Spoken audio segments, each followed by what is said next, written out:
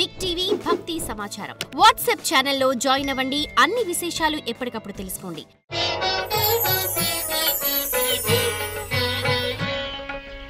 జై వీరబ్రహ్మ జై గోవిందమాంబ జై. నేను మీ కృష్ణమాచార్య. శ్రీ బ్రహ్మపదం.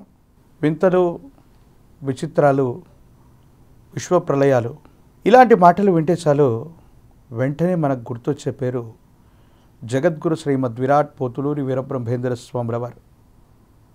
ప్రపంచంలో జరిగే ఎన్నో వింతలు, విచిత్రాలు, విశ్వప్రలయాలకు సంబంధించిన సంఘటనల గురించి 400 సంవత్సరాల క్రితమే విశ్వభవితగా చెప్పబడ్డ కాలజ్ఞానంలో చెప్పినటువంటి మహనీయులు, అవతార పురుషులు. ఒక వ్యక్తి యొక్క భూతభవిత వర్ధమానాలు తెలియజేసే జ్యోతిషాస్త్రమే అద్భుతమైతే, ఓ వ్యక్తి, ఓ వ్యవస్థ, ఓ రాష్ట్రం, ఓ దేశం యావత్ ప్రపంచ భవితని ముందుగానే ఊహిస్తే, కాలచక్రంతో సహా వివరించగలిగితే అటువంటి అద్భుతమైన ఫలితాలు చెప్పగలిగిన మహనీయులు, అవతార పురుషులు జగద్గురు శ్రీమద్ విరాట్ పోతులూరి వీరబ్రహ్మేంద్ర స్వాముల వారు. శ్రీ గురుదేవుల యొక్క శ్రీ కాలజ్ఞానం సాంద్ర సింధు వేదం నుంచి కేవలం గురుదేవుల యొక్క కాలజ్ఞానం అంటే వింతలు, విచిత్రాలు, విశ్వప్రలయాలే కాదు. ఇది భారతదేశ, ప్రపంచ భవిత, విశ్వభవిత, సామాజిక, ఆర్థిక, సాంఘిక ఎన్నో రంగాలకు సంబంధించినటువంటి విషయాల గురించి మనం చెప్పొచ్చాం. రాజకీయాలు, సినిమా రంగాలు, ఆర్థిక రంగం, సామాజిక రంగం, సాంఘికపరమైనటువంటి ఎన్నో రకాలైనటువంటి చారిత్రాత్మకమైనటువంటి అంశాలని 400 సంవత్సరాల క్రితమే గురుదేవులు చెబితే యథాతథంగా జరుగుతున్నాయి, జరిగిపోయాయి, జరగనున్నవి కూడా ఉన్నాయి. అటువంటి విషయాల యొక్క పరంపరలోని ఈరోజు ధారావాహికలో మరికొన్ని వింతైన, విచిత్రవంతమైన, నమ్మశక్యం కానటువంటి, ఆశ్చర్యకరమైనటువంటి అంశాలను గురించి మనం ఈరోజు కార్యక్రమంలో తెలుసుకునేటువంటి ప్రయత్నం చేద్దాం. శ్రీ గురుదేవులు వీరబ్రహ్మేంద్ర స్వాముల వారి యొక్క కాలజ్ఞానంలో ఉన్నటువంటి మరో అద్భుతమైనటువంటి, వింతగొల్పే, విచిత్రవంతమైన, ఆశ్చర్యాత్మకమైనటువంటి అంశాలను గురించి ఇప్పుడు మనం తెలుసుకుందాం. వాటిలో ప్రధానంగా బనగాను పల్లెలో మేకపోతు ఒకటి, మేకవలె పాలు ఇచ్చేనయ్య, నల్ల ముఖముల కోతులా ఊరి వాకిట గుమికూడి ఏర్చేను తెలియండయ్య.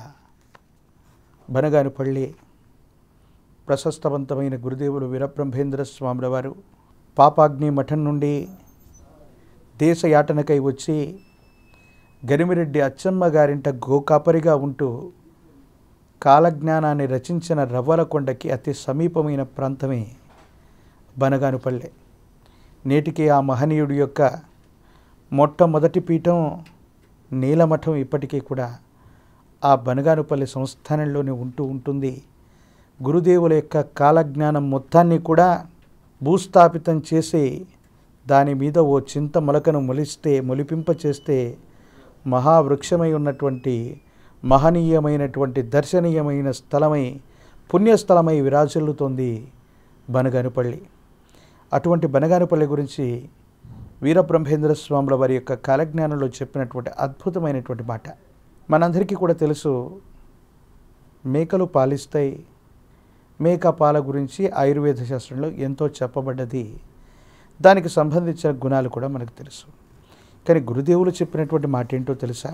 బనగాను పల్లెలో మేకపోతు ఒకటి, మేకవలె పాలు ఇచ్చేనయ్యా.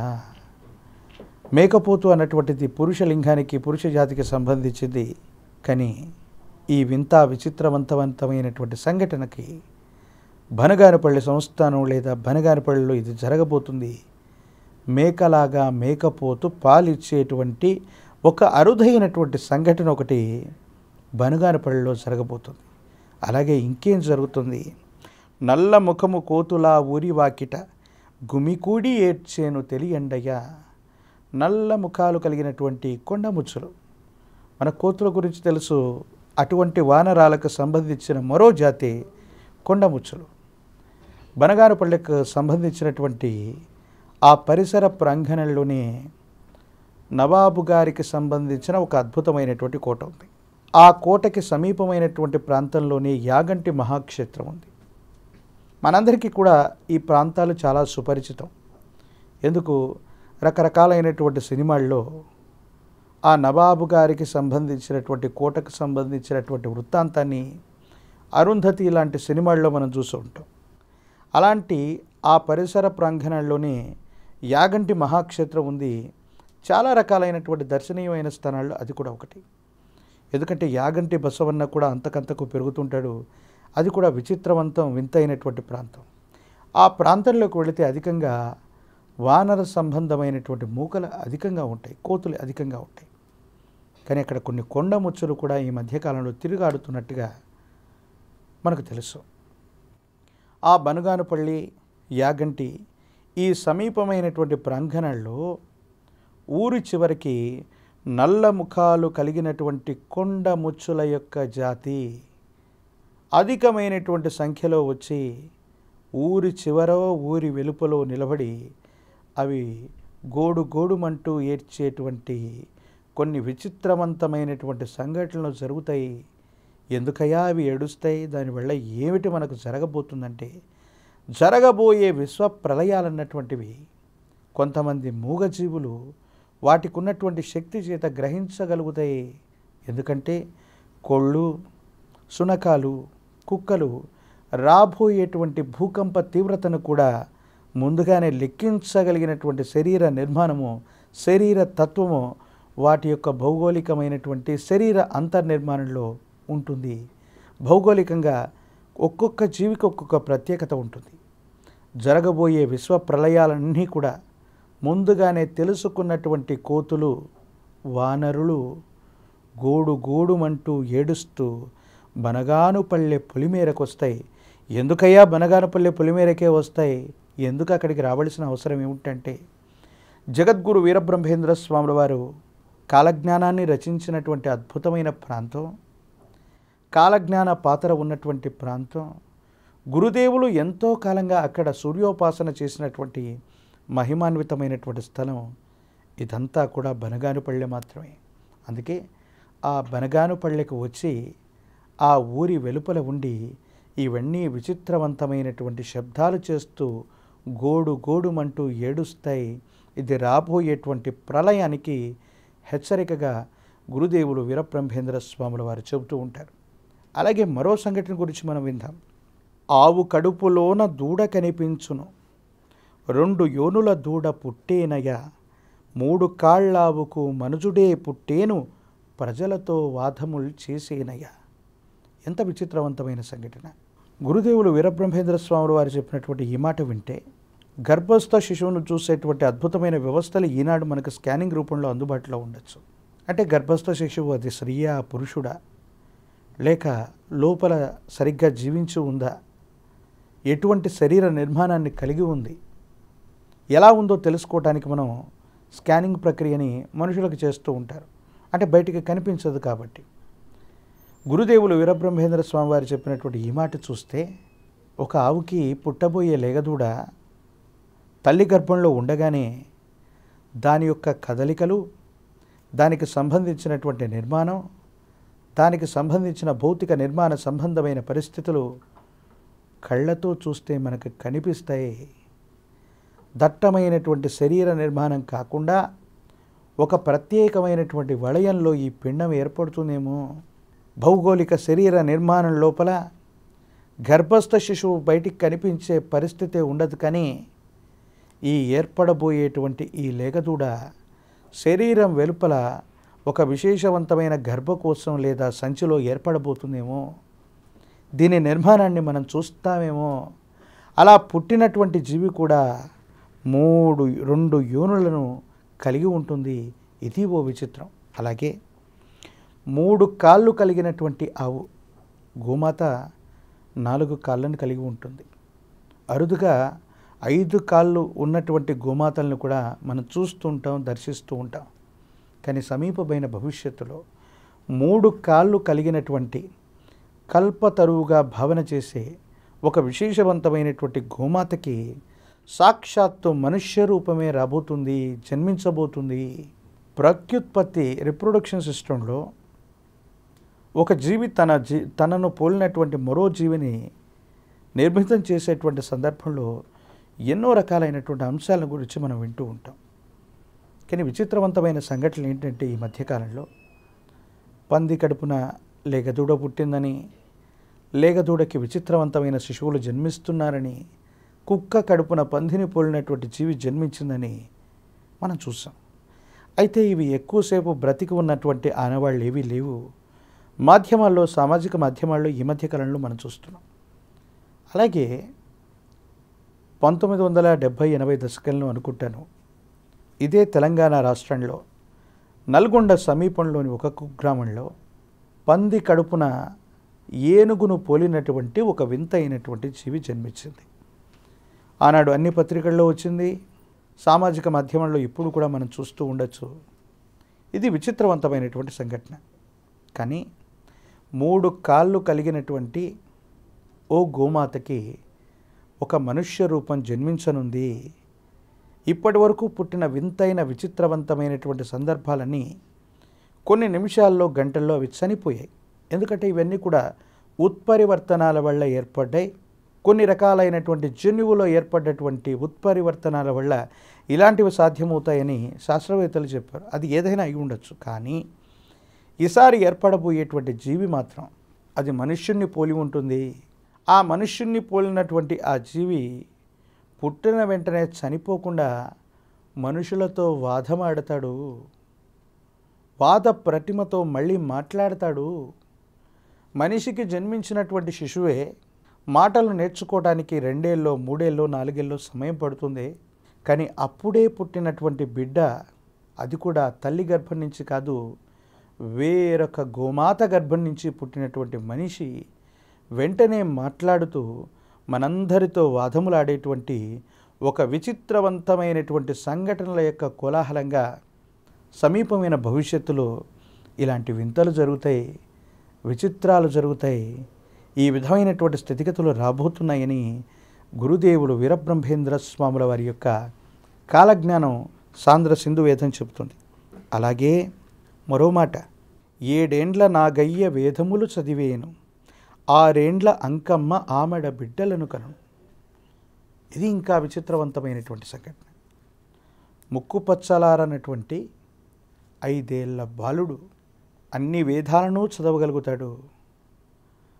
6 సంవత్సరాల ప్రాయం కూడా పూర్తి కానటువంటి అంకమ్మ అనే పేరు కలిగినటువంటి ఒక చిన్న బాలిక తాను పునరుత్పత్తి నిర్మాణమే తన శరీరంలో ఏర్పడనటువంటి వయసులో ఆమెడ బిడ్డలను కంటుంది. బిడ్డలకు జన్మనిచ్చేటువంటి ఒక విచిత్రవంతమైనటువంటి పరిస్థితిని మనం చూడబోతున్నాం. గురుదేవులు వీరబ్రహ్మేంద్ర స్వామి వారి యొక్క కాలజ్ఞానంలో చెప్పినటువంటి ఈ వింతలు, ఈ విచిత్రాలు, ఈ విశ్వప్రళయాల యొక్క మూలం ఏమిటి, ఎందుకు ఈ విధంగా జరుగుతాయి అంటే, తాను వీరభోగ వసంతరాయుడిగా రాబోతున్నటువంటి తరుణానికి ముందుగా ఇవన్నీ జరుగుతాయని, ప్రకృతిలో జరిగే ఈ వింతలు, విచిత్రాలు, విశ్వప్రళయాలే తాను వీరభోగ వసంతుడిగా వేగవంతమైనటువంటి స్థితిగతుల్లో రాబోతున్నాను అనడానికి ఇవి ప్రధానమైనటువంటి కారణం, లేదా ఆ సమయాన్ని సూచించేటువంటి సూచికలుగా స్వామివారు చెప్పి ఉన్నారు. ఆ సందర్భంలోనే ఇవన్నీ కూడా జరగబోతున్నాయి. ఆ సందర్భంగానే ఇలాంటి విచిత్రవంతమైనటువంటి సంఘటనలు. ఎందుకంటే మనిషిని పోలిన నిర్మాణంలో మనిషి జన్మించటం అనేటువంటిది సాధ్యమే. కానీ మనిషిని పోలినటువంటి నిర్మాణం వేరొక జీవి యొక్క గర్భంలో ఆ గర్భధారణ జరగటం, పుట్టిన వెంటనే ఆ మనిషి మళ్ళీ మాట్లాడటం, ఇది వింత విచిత్రమే కాదు, విశ్వంలో రాబోయేటువంటి ప్రళయానికి, ఈ కలియుగానికి సంబంధించిన కొన్ని రకాలైనటువంటి తీవ్రమైనటువంటి పాపాల కారణంగా ధర్మ సంస్థాపనార్థాయ సంభవామి యుగే యుగే, దీనికోసమే భగవంతుడు ప్రతి యుగంలో కూడా అవతారాన్ని పొందుతూ ఉంటాడు. ఎందుకంటే భగవద్గీతలో కృష్ణ పరబ్రహ్మ చెప్పినట్టుగా యదా యదా హి ధర్మస్య గ్లానిర్భవతి భారత అభ్యుత్థానమధర్మస్య తదాత్మానం సృజామ్యహం. ఎప్పుడైతే అధర్మం వృద్ధి చెందుతూ ఉంటుందో ధర్మాన్ని సంస్థాపన చేయటానికి భగవంతుడు తనను తాను స్పృజించుకుంటూ కొత్త దేవతామూర్తిగా అవతారంలోకి వస్తూ ఉంటాడు. అందుకే గతంలో త్రేతాయుగంలో శ్రీరామచంద్ర ప్రభుల వారిగా ద్వాపర యుగంలో శ్రీకృష్ణుడిగా, మరి ఈ కలియుగంలో ప్రత్యక్ష దైవం ఏమిటయ్యా అంటే ప్రత్యక్ష దైవాన్ని లక్ష్మీ వెంకటేశ్వర స్వరూపంగా మనం భావన చేస్తున్నాం. కలియుగ ప్రత్యక్ష దైవం లక్ష్మీ వెంకటేశ్వర స్వామి కలియుగంలో రాబోయేటువంటి ప్రత్యక్ష అవతార రూపం అది కల్కి అనుకుంటాం, కానీ రాబోయేటువంటి అవతార స్వరూపం శ్రీ వీరభోగ వసంతరాయులుగా శ్రీ గురుదేవులు వీరబ్రహ్మేంద్ర స్వాముల వారే రాబోతున్నారు. రాబోయే ఈ కలియుగ అవతారానికి మూలమై ఉన్నటువంటి రూపమే జగద్గురు వీరబ్రహ్మేంద్ర స్వాముల వారిగా కాలజ్ఞానంలో చెప్పబడి ఉన్నారు. అదే జరగబోతుంది. దుష్ట శిక్షణ కోసం, శిష్ట రక్షణ కోసం ఈ కలియుగంలో వీరభోగ వసంతరాయులు యొక్క రూపంలో వచ్చి ఈ భూమండలాన్ని పరిపాలన చేసి దుష్టులను శిక్షించి విశేషవంతమైన శిష్టులను పరిపాలన చేయటానికే ఈ కలియుగంలో కొత్త అవతారమూర్తి విశేషం రాబోతుందన్నటువంటి విషయాన్ని మనం గుర్తెరగాలి.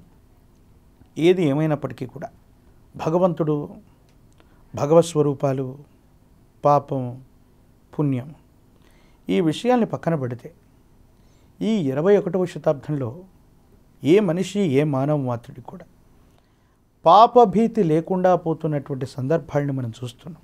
ఇతరుల యొక్క ధనాన్ని లాగేసుకోవటం, ఇతరుల మీద పరాన్నజీవిగా జీవితాన్ని కొనసాగించుకోవటం, తన జీవితాన్ని కూడా తాను గడుపుకోలేనటువంటి వ్యక్తులు కొంతమంది ఇతరుల యొక్క సంపదల మీదో, ఇతరుల యొక్క జీవితాల మీదో ఆధారపడి పరుల సొమ్మును మింగుతూ వాళ్ళ జీవితాన్ని కొనసాగిస్తూ ఉంటారు.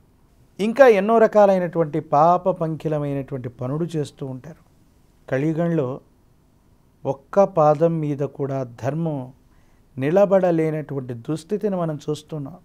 అందుకే ఈ అకాల వర్షాలు, అతివృష్టి, అనావృష్టులు, భూకంపాలు, కరోనా లాంటి వింతైన విచిత్రవంతమైనటువంటి వ్యాధులు వీటిని మనం చూస్తున్నాం.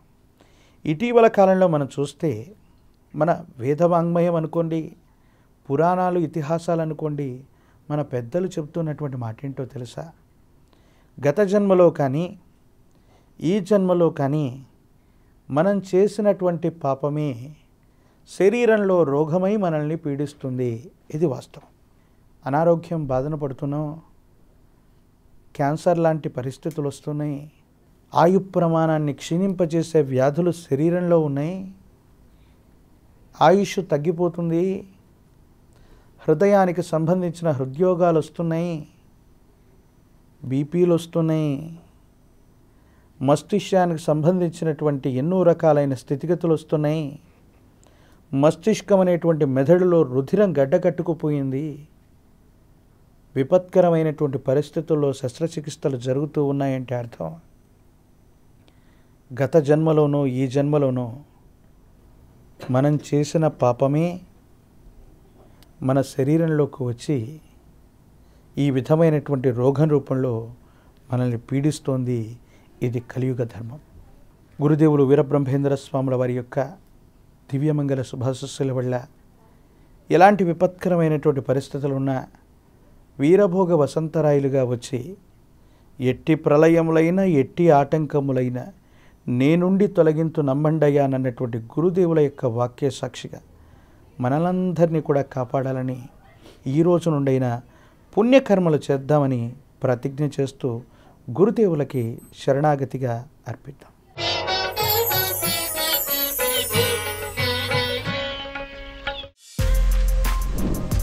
For more videos like this, subscribe Big TV channel.